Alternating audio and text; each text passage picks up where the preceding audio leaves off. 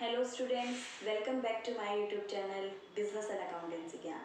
Students, आज हम business study का नेक्स्ट चैप्टर शुरू कर रहे हैं, बिजनेस एनवायरनमेंट। तो सबसे पहले समझते हैं what is business environment.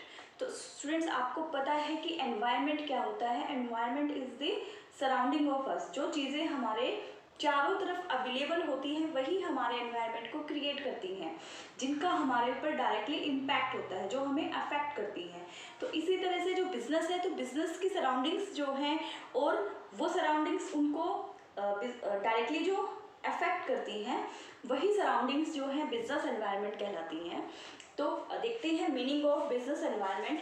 Business environment consist of all individuals, institutions and other forces which are outside the control of the business but potentially affects its performance। इसके अंदर वो सारे इंडिविजुअल्स मतलब कोई पर्टिकुलर पर्सन। फॉर एग्जांपल, अगर कोई retailers है, कोई होलसेलर है, ठीक है, तो उसका कंपटीटर कौन होगा? कोई इंडिविजुअल होगा, कोई पर्टिकुलर कोई पर्सन उसका कॉम्पिटिटर्स होगा, और जो अफेक्ट करेगा उसके बिजनेस को। इंस्टीट्यूशंस मतलब जैसे मेरा कोई खुद का एक कोचिंग इंस्टीट्यूट है, तो मेरा राइवल्स कौन होगा? कोई इंस्टीट्यूट होगा जो मेरे आसपास है, तो जो मुझसे compete करेगा, तो इंस्टीट्यूट भी मेरे इंस्टीट्यूट को अफेक्ट करेगा।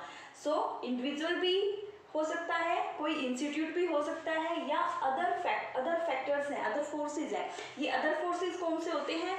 Like government.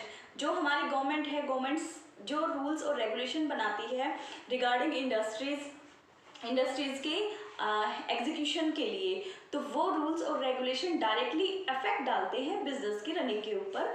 तो वो अदर फैक्टर्स भी हो सकते हैं, और ये सारे फैक्टर्स जो हैं वो आउट ऑफ कंट्रोल होते हैं बिजनेस के ऊपर। उनका कोई कंट्रोल नहीं हो सकता है। बिजनेस का कंट्रोल होता है उनके इंटरनल फैक्टर के ऊपर, खुद के एम्प्लॉयज़ के ऊपर, खुद के जो अंदर के जो पॉलिसीज हैं, स्ट्रैटेजीज बनाना है, अपनी मैन पावर को कंट्रोल करना है। तो जो इंटरनल फैक्टर है उनको तो बिजनेस कंट्रोल कर सकता है, लेकिन जो एक्सटर्नल फैक्टर्स हैं उनको बिजनेस कंट्रोल नहीं कर सकता है। तो ये सारे जो फैक्टर्स हैं ये आउट ऑफ कंट्रोल होते हैं, बिजनेस का इनके ऊपर कोई कंट्रोल नहीं होता है, and potentially affects it's performance. ऐसा पॉसिबल है कि ये बिजनेस की परफॉर्मेंस को अफेक्ट करेंगे अगर इन बिजनेस के एनवायरनमेंट के जो ये फैक्टर्स हैं, अगर इन फैक्टर्स के अंदर इन फ्यूचर कोई भी चेंजेस आता है तो उनका डायरेक्टली इम्पैक्ट पड़ता है बिजनेस की रनिंग के ऊपर। तो ये है मीनिंग ऑफ बिजनेस एनवायरनमेंट। अब हम देखते हैं features of business environment. Business environment की फीचर्स क्या है? तो इसके लिए मैंने शॉर्ट की बनाई है RUC टिट्स। तो RUC टिट्स क्या है ये देखते हैं। First one is relativity. Relativity एक ऐसा कंसेप्ट है, एक ऐसी थ्योरी है जो ये रिप्रेजेंट करती है कि जितने भी फैक्टर्स होते हैं, जितनी भी चीज़ें होती हैं, वो चेंज हो जाती है जब हम एक रीजन से दूसरे रीजन में जाते हैं, या हम एक कंट्री से दूसरी कंट्री के अंदर जाते हैं। तो क्या जब हम प्लेस चेंज करते हैं तो सर्कमस्टेंसेज जो होते हैं वो भी चेंज हो जाते हैं। वेदर चेंज हो जाता है, गवर्नमेंट चेंज हो जाती है, वहाँ के रूल्स रेगुलेशन चेंज हो जाते हैं, टेक्नोलॉजी चेंज हो जाती है। सारी चीज़ें हम जब दूसरी जगह पे जाते हैं तो वो हमें चेंज मिलती है, वो हमें एक जैसी कंडीशंस नहीं मिलेंगी अगर हम एक जगह से दूसरी जगह पे स्विच करेंगे, चेंज करेंगे। तो ये इसीलिए जो फैक्टर्स हैं सारे बिजनेस एनवायरनमेंट के, वो भी एक जगह से दूसरी जगह जाने पे चेंज हो जाएंगे। तो यही हमारा कंसेप्ट है relativity. Next is uncertain. Uncertain means कोई भी चीज़ जो है फिक्स नहीं होती है। तो बिजनेस एनवायरनमेंट के जितने भी फैक्टर्स हैं वो अनसर्टेन हैं, उसके अंदर कोई भी सर्टेनिटी नहीं है। हमें नहीं पता कि किस आने वाले टाइम में कौन सा फैक्टर जो है वो चेंज हो जाए, और जितने भी फैक्टर हैं ये बहुत ही रैपिडली चेंज होते रहते हैं। फॉर एग्जांपल, जैसे कि हमारे कस्टमर्स हैं जो हमारे सोशल फैक्टर हैं, तो कस्टमर्स के जो टेस्ट है, उनकी जो प्रेफरेंस है वो चेंज होती रहती है, क्योंकि जैसे ही मार्केट में कोई नई चीज़ आई तो अगर कस्टमर्स को वो चीज़ अट्रैक्ट कर गई तो सारे कस्टमर तुरंत स्विच हो जाएंगे। तो अनसर्टेनिटी होती है, चाहे हमने कितनी भी उसके लिए प्लानिंग की हो, चाहे कितनी भी हमने उसके लिए स्ट्रेटजी बनाई हो, लेकिन कुछ फैक्टर्स ऐसे होते हैं अगर उनके अंदर थोड़ा भी चेंज आया तो डेफिनेटली वो हमारे जो बिजनेस है उसके ऊपर डायरेक्टली अफेक्ट डालेंगे ही डालेंगे। तो हमें नहीं पता कि कब क्या चेंज होने वाला है, हम बिल्कुल एग्जैक्ट नहीं बता सकते हैं, तो इसलिए सारे फैक्टर्स जो हैं अनसर्टेन हैं। Next is complex. Business environment को समझना इट्स वेरी कॉम्प्लेक्स टास्क। इतना इजी नहीं है। हम कह देते हैं कि टेक्नोलॉजी चेंज हो सकती है, लेकिन हमें पता नहीं ना कि कब होगी, कौन सी टेक्नोलॉजी नई आने वाली है। और कस्टमर्स का हम कभी भी नहीं कह सकते कि कब कस्टमर स्विच हो जाए, कब उनका माइंड जो है कन्वर्ट हो चेंज हो जाए, कब उनको कौन सी चीज़ अच्छी लग जाए। तो ये चीज़ें फिक्स नहीं होती। ये सारी चीज़ें जो हैं चेंज होती रहती हैं, और इन चीज़ों को समझना बहुत ही डिफ़िकल्ट टास्क है, क्योंकि एक फैक्टर अगर चेंज होता है तो उसका इम्पैक्ट दूसरे फैक्टर्स के ऊपर भी पड़ता है। तो इसलिए जो ये पूरा प्रोसेस है ये बहुत ही डिफ़िकल्ट है। इसलिए हम कह सकते हैं कि business environment is complex process. Next one is totality external force. जो हमारे बिजनेस एनवायरनमेंट के फैक्टर्स हैं, ये सारे फैक्टर्स जो हैं एक्सटर्नल हैं, इनके अंदर इंटरनल जो है कोई इफेक्ट नहीं होता है। सारे factors out of control of the business है। इन सारे फैक्टर्स के ऊपर बिजनेस का कोई भी कंट्रोल नहीं है, और सारे फैक्टर्स जो हैं वो बाहर हैं, मतलब बिजनेस के आउटसाइड हैं, outside of the business exist करते हैं। तो एक्सटर्नल फोर्सेज हैं सारे। Next one is inter related. Inter related का मतलब है कनेक्शन। सारे जितने भी फैक्टर्स हैं बिजनेस एनवायरनमेंट के, ये इंटर रिलेटेड हैं। अगर एक फैक्टर के अंदर चेंज होता है तो ये दूसरे फैक्टर को भी अफेक्ट करता है। तो फॉर एग्जांपल अगर हम बात करें टेक्नोलॉजी, अगर टेक्नोलॉजी के अंदर चेंज आ जाता है, तो जैसे ही टेक्नोलॉजी के अंदर चेंज आता है तो प्रोडक्ट जो है उसकी क्वालिटी डेफिनेटली इम्प्रूव हो जाएगी। तो जैसे ही क्वालिटी इम्प्रूव होती है वैसे ही हमारा जो सोशल फैक्टर है वो भी अफेक्ट हो जाता है इससे, क्योंकि हमारे जो कस्टमर हैं वो स्विच कर जाते हैं, हमारे कस्टमर की थिंकिंग जो है वो चेंज हो जाती है, उनका प्रेफरेंस चेंज हो जाता है किसी भी प्रोडक्ट के रिगार्डिंग। तो अगर टेक्नोलॉजी चेंज हुई तो हमारा सोशल फैक्टर भी उससे अफेक्ट हो गया, साथ में साथ साथ इकोनॉमिकल फैक्टर भी अफेक्ट हो जाता है कि उसका हमारा जो इनकम है या जो डिमांड एंड सप्लाई है उसके ऊपर भी उसका डायरेक्टली इम्पैक्ट पड़ता है। तो सारे फैक्टर जो हैं वो इंटर कनेक्टेड हैं। Next one is dynamic.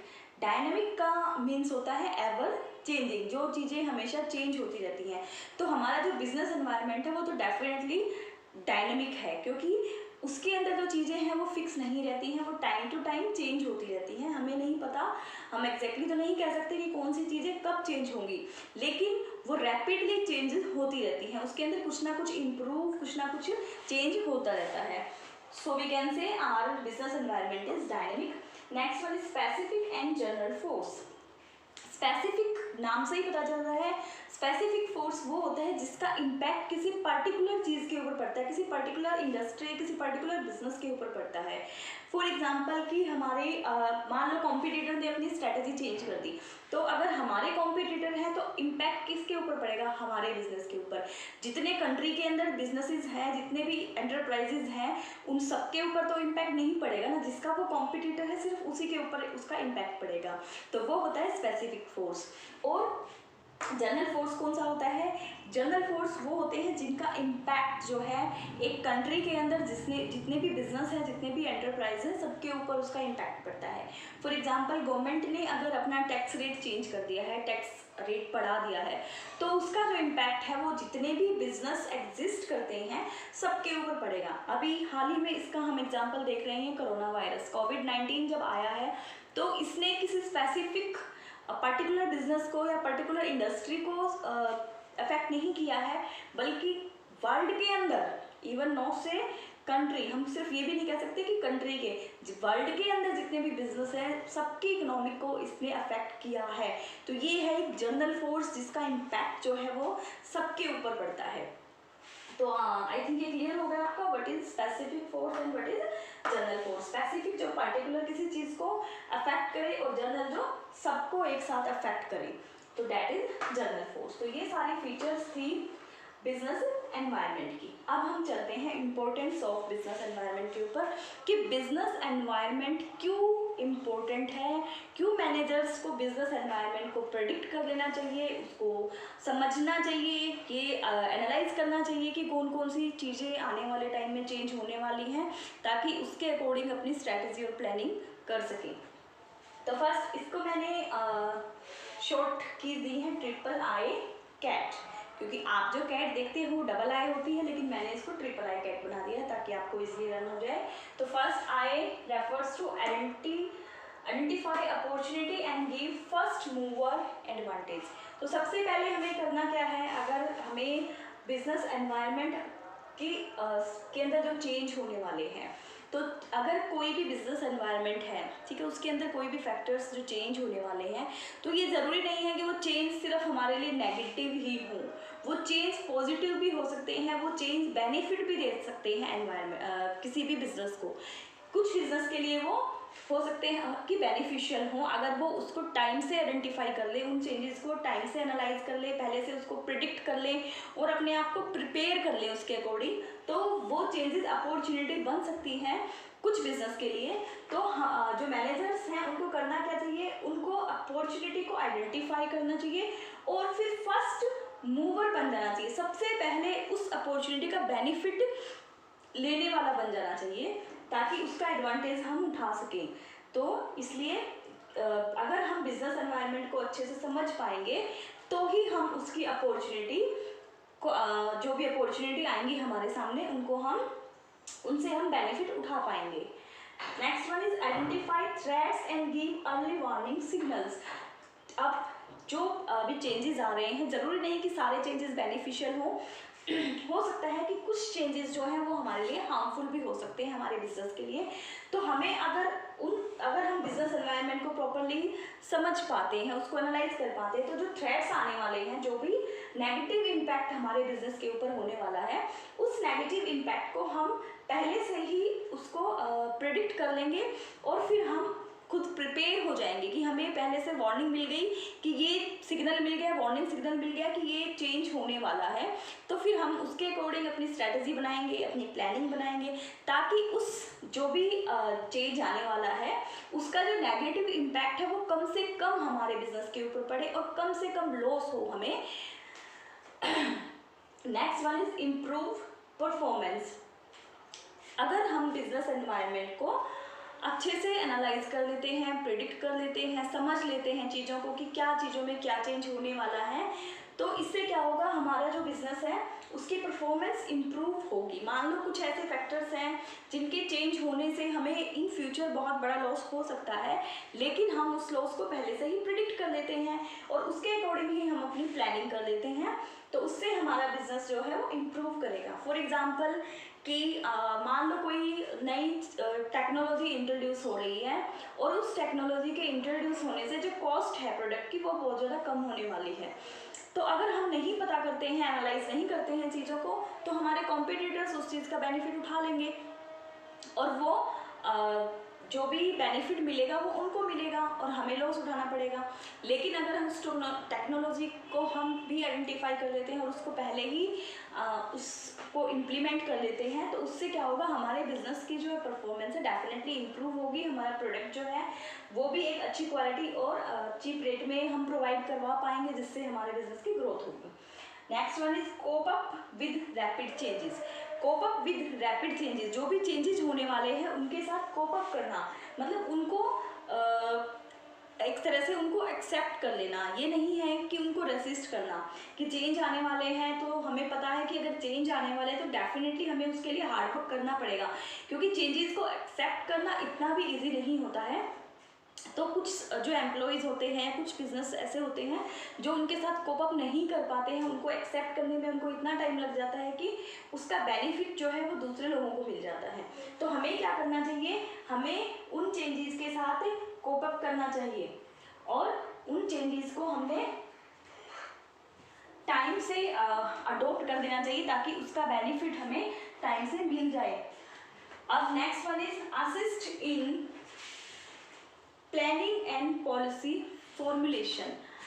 जो भी बिजनेस एनवायरनमेंट है अगर उसको हम प्रॉपरली समझ जाते हैं तो वो हमें हेल्प करता है कि हम जो प्लानिंग कर रहे हैं, जो पॉलिसी हम बना रहे हैं, तो उसके अकॉर्डिंग हम अपनी प्लानिंग करें, उसके अकॉर्डिंग हम अपनी पॉलिसी बनाएं। तो हमारी जो प्लानिंग है वो अकॉर्डिंगली होगी कि हमने पहले से किसी चीज़ को प्रेडिक्ट कर लिया, हमने एस्टिमेट लगा लिया कि आने वाले टाइम में मान लो हमें पता चल रहा है कि गवर्नमेंट कुछ नया लेके आने वाली है या गवर्नमेंट टैक्स रेट इम्प्रूव करने वाली है, तो हम उसके अकॉर्डिंग ही अपनी बजट की प्लानिंग करेंगे। अगर हमें पता है कि टैक्स इंक्रीज होने वाला है तो हमारी डेफिनेटली कॉस्ट इंक्रीज होने वाली है, तो हमारी प्लानिंग उसके अकॉर्डिंग ही होगी। हमारी जो पॉलिसीज़ हैं वो हम उसी के अकॉर्डिंग बनाएंगे। तो चीज़ों को प्रोडक्ट अगर हम कर लेते हैं, प्रेडिक्ट कर लेते हैं, उनका अनुमान हम लगा लेते हैं, तो फिर हम जो पॉलिसी हमारी बना रहे हैं, जो प्लानिंग कर रहे हैं, वो हम इजली कर पाते हैं। Next one is tap useful resources. Resources students आपको पता है कि रिसोर्सेज हैं जो हमें हेल्प करते हैं अपने आउटपुट को प्रोवाइड करने में। तो हमारा जो बिजनेस एनवायरनमेंट है वही हमें क्या प्रोवाइड करता है, इनपुट्स प्रोवाइड करता है, क्योंकि हमारा जो बिजनेस है डेट एग्जिस्ट इन सोसाइटी, और हमें अपने इनपुट या अपने रिसोर्सेज कहाँ से लेने होते हैं, सोसाइटी से लेने होते हैं। तो हम अगर बिजनेस एनवायरनमेंट को प्रॉपरली एस्टिमेट कर पाते हैं तो फिर हम अपने रिसोर्सेज को भी ईजिली ग्रैब कर सकते हैं। क्योंकि अगर हम टाइम टू टाइम एनालाइज नहीं करेंगे, सिचुएशन को टाइम टू टाइम प्रेडिक्ट नहीं करेंगे, तो फिर हमें नहीं पता चलेगा कि जो हमारे रिसोर्सेज हैं वो हमें टाइम पे अवेलेबल हो पाएंगे कि नहीं हो पाएंगे। जितना हमारा बजट है उतने बजट में हम उन रिसोर्सेज को ले पाएंगे कि नहीं ले पाएंगे। लेकिन अगर हम इन चीज़ों को पहले से ही एनालाइज कर लेते हैं तो फिर हम अपने रिसोर्सेज को टाइम पे और सही कॉस्ट पे ले पाते हैं, और फिर उसको आउटपुट में कन्वर्ट करके दोबारा हमें उनको सोसाइटी के अंदर ही पहुंचाना होता है। क्योंकि यूज़ कौन करेगा, सोसाइटी के अंदर जो लोग रहते हैं वही हमारा प्रोडक्ट या सर्विस को यूज़ करते हैं। तो इनपुट को भी हमने एनवायरनमेंट से ही लेना है, फिर उसको प्रोड्यूस करना है, और फिर उसके आउटपुट को भी हमने एनवायरनमेंट में ही वापस पहुंचाना है। तो इसके बीच में प्रॉपर जो बैलेंस है वो होना चाहिए। तो सिचुएशन को समझ के एनालाइज करके उसके अकॉर्डिंग हम अपने रिसोर्सेज जो भी हैं उनके साथ उनको ट्रीट कर पाएँ, उनके साथ कोप अप कर पाएँ। तो स्टूडेंट्स ये थे इम्पोर्टेंस ऑफ बिजनेस एनवायरनमेंट। बहुत ही सिंपल है, आपको अपॉर्चुनिटीज़ को आइडेंटिफाई करना है, उसका एडवांटेज लेना है, आपको थ्रेट्स को आइडेंटिफाई करना है और उन थ्रेट्स से बचना है, अपने बिजनेस को बचाना है, अपनी परफॉर्मेंस को इम्प्रूव करना है, कोप अप करना है, जो भी चेंजेस होते हैं उनको टैकल करना है, उनसे घबरा के भागना नहीं है, नहीं तो हम सर्वाइव नहीं कर पाएंगे। और जो चेंजेस होने वाले हैं उनको प्रेडिक्ट करके उनके अकॉर्डिंग ही प्लानिंग करनी है, उनके अकॉर्डिंग ही पॉलिसीज़ बनानी है, और जो भी हमारे लिए यूज़फुल रिसोर्सेज हैं उनको हमने एनवायरनमेंट से ही लेना है। तो अगर हम एनवायरनमेंट को पहले से ही प्रिडिक्ट कर लेंगे, पहले से ही हम चीज़ों को एस्टिमेट लगा लेंगे चीज़ों का, तो फिर हम इजली अपने जो रिसोर्स हैं उनको ले पाएंगे और फिर अपना आउटपुट जो है वो सोसाइटी को दे पाएंगे। तो स्टूडेंट आई होप सो आपको ये जो टॉपिक था आज का ये समझ में आ गया होगा। Thank you and bye bye.